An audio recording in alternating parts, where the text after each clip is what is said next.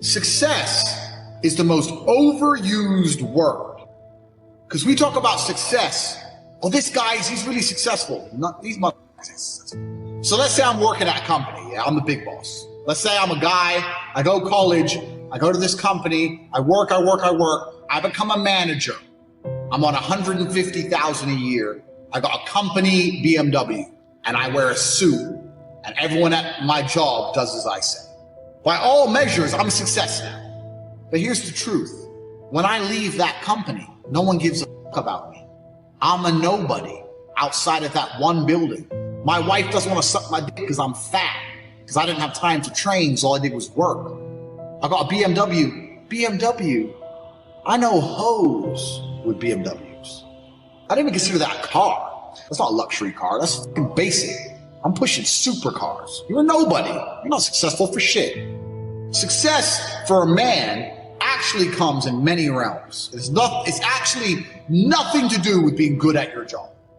Having money, yeah. You don't have to be good at your job to have money. How do you be successful as a man? First thing, you need freedom, because you ain't a man if you're not free. And you may sit there and go, I'm not a slave, I get paid really well. Listen, the slaves got free food and free shelter in exchange for work. Now all they've done is got rid of the food and shelter deal, give you dollars, which you spend on food and shelter, and you basically have nothing left. So you're still a fucking slave. If you're not free, you're not a man. First thing, you're not a successful man. So you should always be working towards freedom. And I mean freedom with your time. Do what you want. Go where you want. There's a riot. Cool. Go in Tokyo. Bye. Going to Australia. See you later. Bye. Freedom, one thing. The next thing that constitutes success as a man is your network. Who are you talking to? Who will answer your phone calls? Listen, I got 2 phones right here. And I can call one of many multi-millionaires. And when they see my name, they're going to pick up the phone. They're going to stop their conversation and be like, whoa, fuck, Tate knows. What's up, Tate? Because they know I don't call for no bullshit. They'll be like, money phone's ringing. So I can call multi-millionaires right now. I can have the best idea in the world. I can call a bunch of multi-millionaires right now and say, look, I need 100 mil. Here's my idea. You can't do that. I can do that. Freedom, network. And then you get into the aesthetics of life. For people to view you as successful, you need good body language. You need physical presence. A man who has no physicality will never be seen as successful. Oh, I'm successful, I'm rich, and yeah, but I'll break your neck. I'm gonna grab you by your neck and choke you till you die. Who's successful now? I'm breathing and you're not, so I'm more successful than you. So you can't be a little bitch. And I understood this from a young age as well. So I'm sitting there at a young age thinking, I need to get a network of high net worth individuals who are, or not even rich men, but men who are driven, men who are making money. And I need to find a way to talk to them, learn what they know so I can become one of them. I need to get body language and physicality. I need to become big and dangerous. I need to be able to display that without saying it. I need women in love with me. I need these things because this is what shows the world I'm the fucking dog. And I understand what I need. And I knew this at 21, 22. A lot of you people are older than this. Older than me. You're older than I was. And I'm telling you something. You're sitting there going, yeah, didn't even cross your motherfucking mind.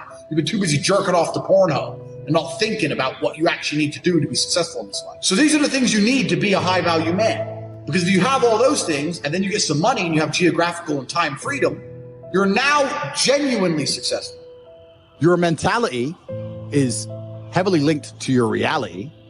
And the fact that most people have such weak mindsets comes from the fact that they have a weak life, a weak body, a weak social circle, a weak network, a weak bank account, a weak relationship, and then their mind is weak. Well, of course. Whereas if you had a group of soldiers around you, men who were dedicated, who would ride or die with you, if your woman would never leave you no matter what because she idolizes you, then your mentality would be strong. Your mind would be strong by extension.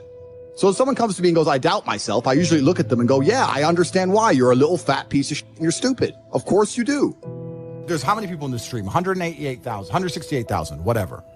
You could take 150,000 of these people, travel back in time and stand them in front of their ancestors.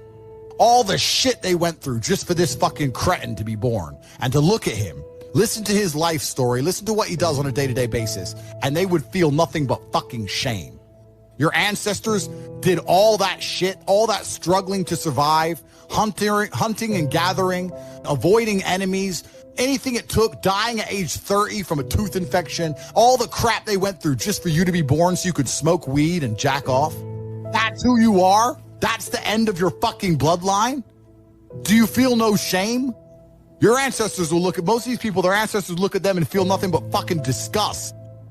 And they should look in the mirror, look deep in their own eyes and say, yes, I'm fucking disgusting. I can change this. That's the beauty about being a man. If you're disgusting, you can change it.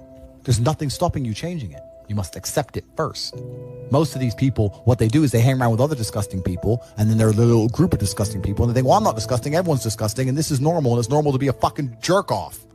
Not in my world, it isn't. It's not normal to be a fucking jerk off in my world. There are duties that men must fulfill, whether to God or to your bloodline. Of those 150,000 people, I guarantee even their fucking living relatives, their living parents aren't even proud of them. Your own father's ashamed of you, and you don't even feel fucking motivated to do shit. It's a fucking shame. If you were to go and look your father in the eye and said, you know what, I could have been a UFC champion, I could have been a multimillionaire, I could have been a race car driver, I could have been a fucking nuclear physicist, could have done all these things, but I was busy on Pornhub. You think he's gonna be proud of you? And there's men here who will deny it, right? But those are the ones who are most lost. It's the denial that's going to hold you back the most. The people who go, yes, I'm wasting my potential. Those are the ones who have potential. The ones who stand up and go, I am wasting my potential. I could be anything and I am not that yet. They have a chance.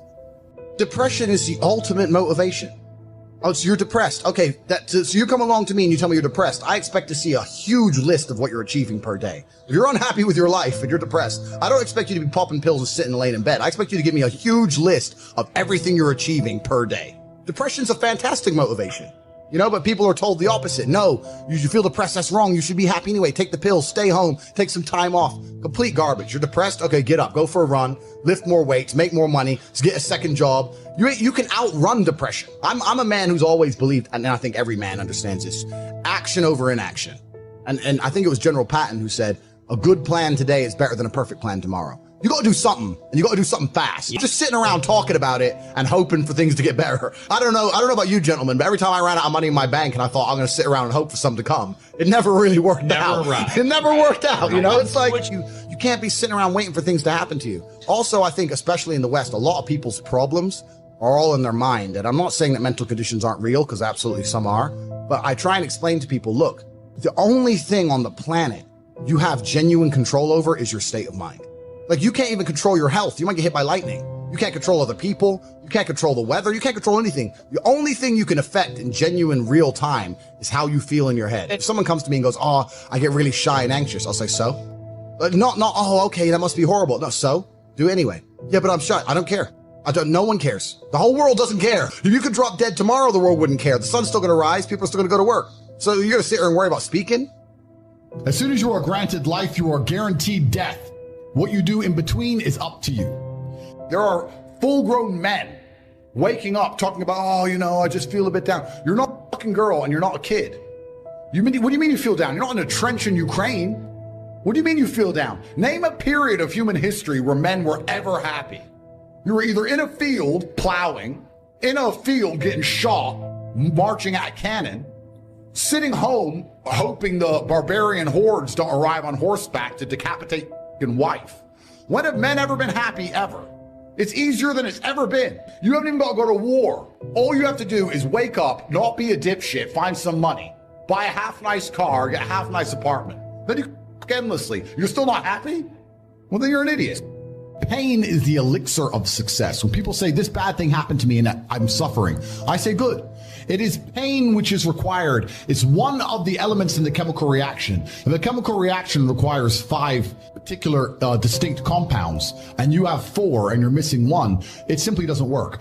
Pain for a man is one of the most important elements in becoming successful. Batman is Batman because they killed his parents. If they did not kill his parents, he would not be Batman. You're supposed to suffer. You're supposed to take that pain. The worst thing that can happen to you as a man is you live a life with no pain in it. To be born into a rich family and have a nice, easy life and be given money, and you don't have to go to the gym and not have to train because you have bodyguards and sit around like a fuck up. You're going to be miserable and unhappy and a drug addict buying prostitutes. You're only going to have women who adore adore you. You're only going to feel confident in yourself and feel happy when you've been through hell and come out the other side. And you'll often notice that people who are better than you are people who have suffered more than you have suffered.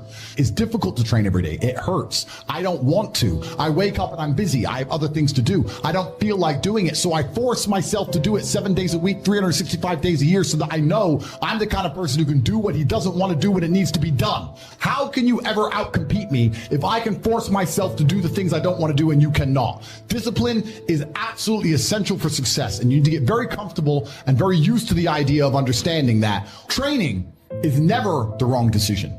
If you're in jail, you should train. If you are free, you should train. If you are rich, you should train. If you are poor, you should train. If you smoke, you should train. If you drink, you should train. If you don't drink, you should train. You cannot escape that hard work is always the correct decision. There is no time in any scenario when working hard is going to be the wrong answer. You should always try your very best in all things.